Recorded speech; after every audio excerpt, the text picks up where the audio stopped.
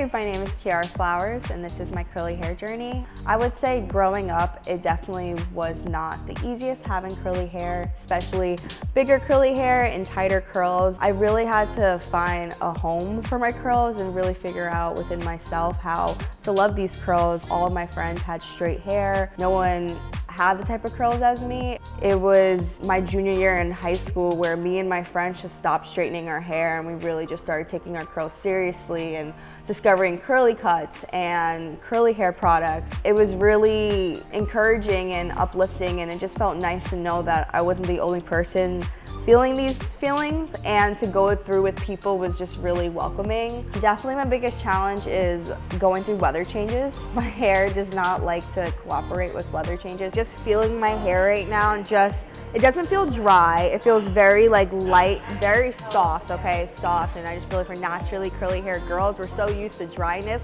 So to have our hair just nice and soft and light, like, it's amazing. I feel like I've never seen my curls curl the way it's curling right now, and because of the products and the way it was used, I'm gonna have to do it every day.